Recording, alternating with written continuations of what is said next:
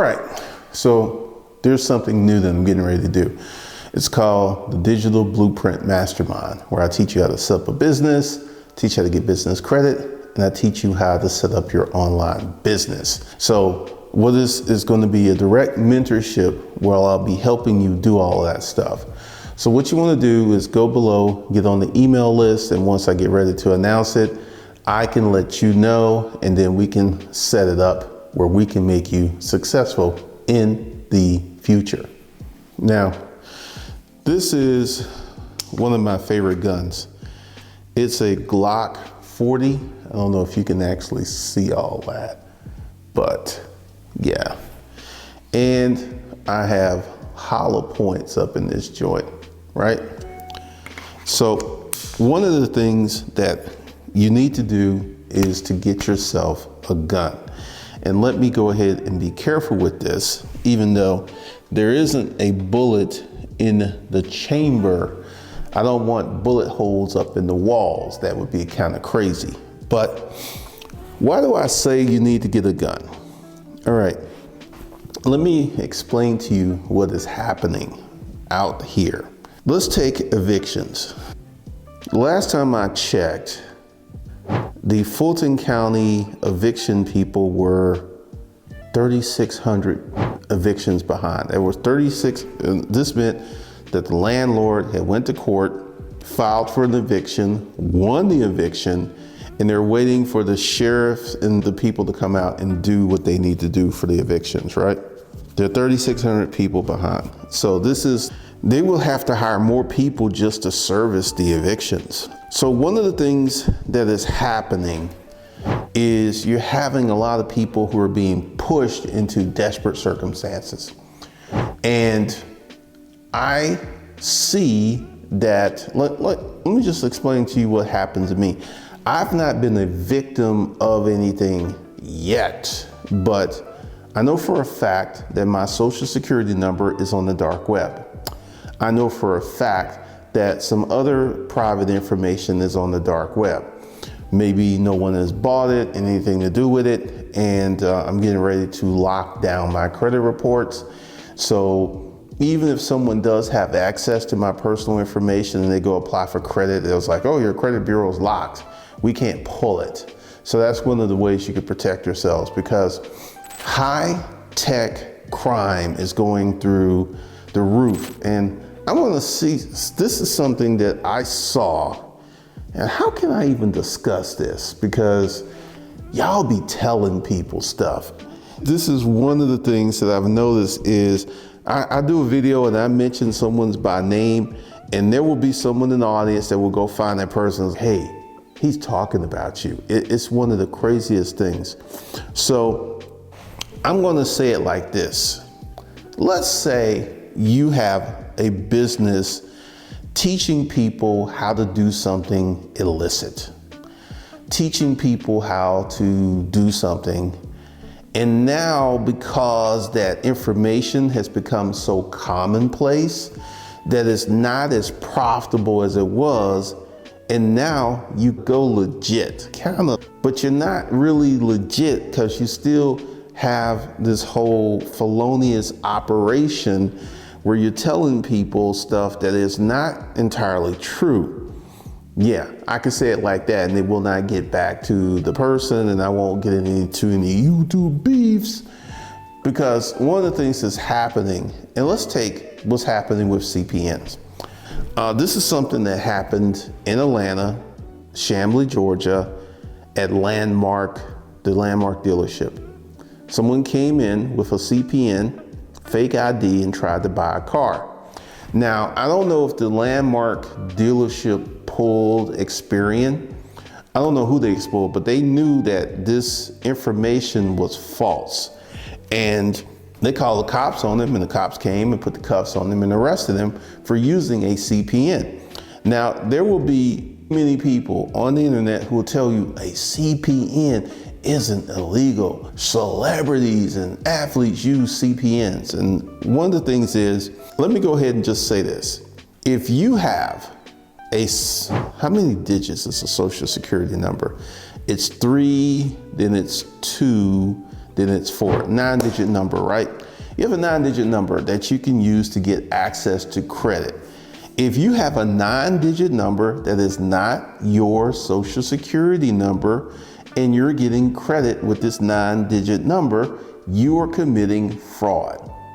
I've seen arguments talking about CPNs are illegal and just depends on how you use it. If you go in someplace and use a fake 9-digit number to get credit or access to credit, and it's not your social security number, you have committed fraud. And I was watching this whole thing, this episode of this show, where people were talking about doing something that just blew my mind. Using these things to create and to build crazy levels of income. It just blew my mind. And this is one of the reasons that I say high-tech crime is about to get stupid. Once again, one of the things that I have done and personally is I personally don't really use my personal credit cards. And there's a reason why. Personal credit cards, years and years ago, I had bought something from Walmart online. I don't really go to Walmart, I bought it online. Someone hacked into my account, got my credit card, bought 2 TVs, an iPhone, and some other stuff. And Walmart knew that this behavior wasn't normal. It wasn't normal, so they caught it. And I called Capital One and got a new credit card, and I wasn't harmed. What you're gonna see, especially with banking, and this is why I put out this video, you gotta stop using your debit card. And that's all kinds of questions. What about a prepaid debit card? Okay, let me say this, and I'm gonna be as respectful as possible. If you do not have a legitimate bank account and you're using these prepaid things, that tells me a lot about your personal finance situation, which more than likely ain't that good. Yeah, you can use a prepaid debit card because more than likely your situation ain't that good. So you're not someone that's gonna be hit. But let's say you're a nurse and you working like a demon. You're working your 3 shifts and you work an extra 2 because you like that long money, because those extra 24 hours are all overtime. So you're out here getting it, and you're a nurse and you out here using your debit card. Perfect target. Because one of the things that's happening with high-tech crime, and this is how people are getting got.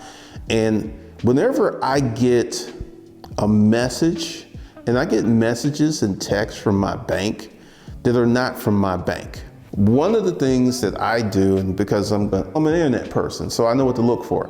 I'll get this message in my email that, hey, you should check on your Chase account, right? Now I'll look at the email and I'll see that the email doesn't come from Chase Bank. Even though the email looks like it's from Chase Bank, it has it looks like a Chase Bank email. But the email doesn't come from Chase because it's something up there, up in the URL nomenclature that says it's not from Chase. And I just delete them and ignore them. And I'll get I've gotten a text about, because I'm not using PayPal at the moment. I got a text about something was going on with my PayPal account. I'm not using PayPal, so I just ignore that, because essentially what you have are these fraudsters who are infiltrating these data banks. And they're finding out, because now what's happening is you would get an email from, say, Wells Fargo. And unless you know what to look for, you'll think that this email is from Wells Fargo, and they will tell you that your account was compromised. And this is how the Zelle scam works. And then they will tell you the things that you need to do. Let me go ahead and say this. If someone has compromised your bank account or your debit card, and you know this for a fact, call up the bank. The bank will go ahead and issue you a new checking account, which could be a burden, because if you have a lot of automatic debits coming out that checking account, you're gonna have to redo all of those. But essentially, your bank is not going to send you an email or a text message So when you get these emails and these texts from something that's supposed to look like your bank, it's not coming from your bank. It's coming from a scammer. It's coming from a fraudster. And at the moment, fraud, let's see, hold on a second. Let's see. Let's go ahead and get into it. Bank fraud in 2020.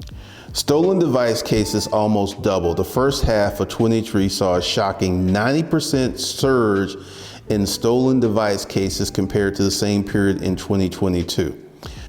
This right here is the pathway to many things. So one of the things I like, and this is one of the things that you should have a very good password on your device.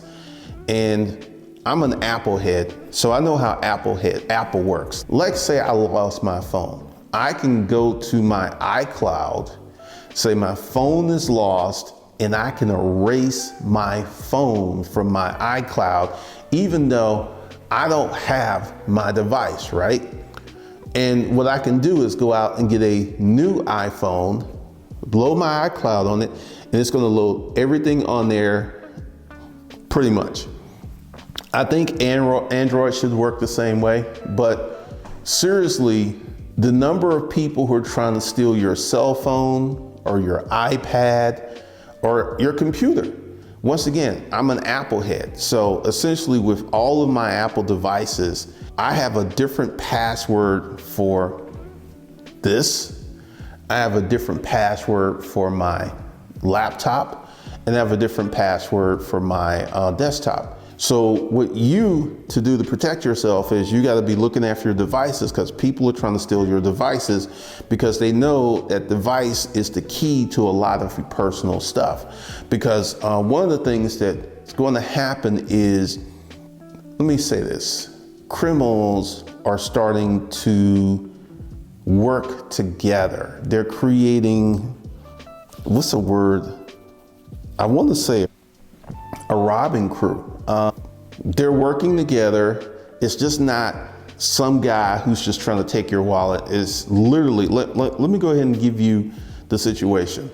There are people, let's call them the front runners. These are the people who get the access to your wallet, your device, and then there's another people. Now, as far as I know, it's practically impossible to hack an iPhone. Actually, while we're here, let me go in there and see. Hacking an iPhone. It is possible to hack your iPhone. It is possible. So you're going to have a group of people out, their job's to go out and get the phones, the iPhones, the Androids, and then they're going to have a setup station. They're going to have some high-tech hackers, and their goal is to hack that iPhone, to hack that Android. And then they're going to pull out the information that they need. Now, this gets to be really dangerous, because one of the things that I have noticed, especially on my phone, is I have a lot of my data on my phone, a ton of it. Like all my credit card accounts are on my phone. I have literally, all of them on there. So you gotta be really careful, because high tech, and this is why I say it's high tech crime, these guys are very sophisticated. They're not just like a regular robbing crew where they'll just steal your, no, there's the front runners, there's the hackers, and then there's the inlet. Let me go ahead and give you a statistic. Let's say you have someone who steals your iPhone, right? Then they take your iPhone and they put it in their network, and then they hack your iPhone and they get access to your credit cards. This is a hacker's dream, to get an iPhone and get access to several credit cards. And then they immediately will go out and charge up all of those credit cards as fast as possible. They will not wait. They will charge them all up, because here's the thing. Once you realize that your phone's gone and there's an issue, this is when you start getting real interesting, because this is when you start reporting stuff. So they don't know how long those cards are going to work from the time that you lose your phone. And essentially they're going to get as much as they can, as quick as they can. So let's say you're a person, you get your phone stolen, they hack your phone, they get to your credit cards. And let's say you have $80,000 in available credit. They will go ahead and use that $80,000 in available credit. They will order stuff, have the stuff go to a mail drop. Now, what is a mail drop? They will have it shipped to a place that they don't live. And then they will go ahead and pick it up. How do I know? Because think about this. I want you to think what has happened with you in online shopping that has happened in the last 3 years. You would wait. Now, they will tell you, they will send you a tracking number. And once it's delivered, they will tell you it's been delivered. So they don't have to live there to know that this stuff has been delivered. So they'll have it all go to this mail drop, they'll pick it up, and then they'll go on to their next life.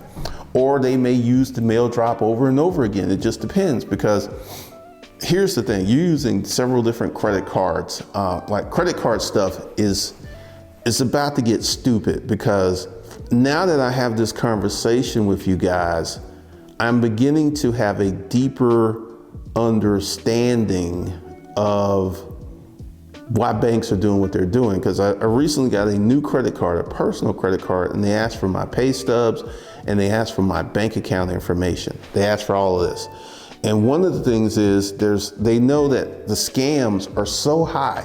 Like, one of the things that has happened is every time I log into virtually any one of my online accounts, I have to do a security check, everything. This wasn't the case a few years ago. Everything that I'm signed up and set up for online, I have to log in, pass a security check to get into my account, because hacking has become so obscenely massive. And at the moment, it's bananas. And this is why I put out that video. You got to stop using your debit card, because to me, a debit card is just an open invitation to your bank account. And with the high levels of skills that these hackers have developed, they can clear out your checking account. They can clear out your checking account. And one of the things you have to do is, I'll tell you a story of someone I know who did something really stupid. Her iCloud password was the same as her internet password. And she had someone come over to her house and they said, hey, you mind if I use your internet? She gave them the password, right? And then this person did a little digging and he found out what her email address was. And he just went into her iCloud account, just guessing, and voila, he got into it. He got into her iCloud account, and what he did is he went out and he got a brand new, I don't know if it was brand new, but he got another Apple phone, downloaded all of her stuff, got into a lot of her accounts. I think it cost her like $50,000, because her iCloud password was the same as her internet password for her Wi-Fi at home. And I'm just sitting there. One of the things you got to do to protect yourself from cyber criminals, you got to have different passwords. The password on my home internet is different than, I don't have the same passwords. I know it's really common to use the same password over and over for everything.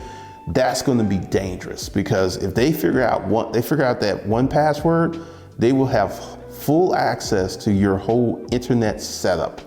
And one of the things that you have to do, and this is something that I think it really started with payment processors, where every time you log in, you got to do a security check. And one of the things I have noticed is the number of security checks have dramatically gone up, and it's because of these scammers. These scammers are everywhere. Like, I had a Facebook account that got hacked. I lost it.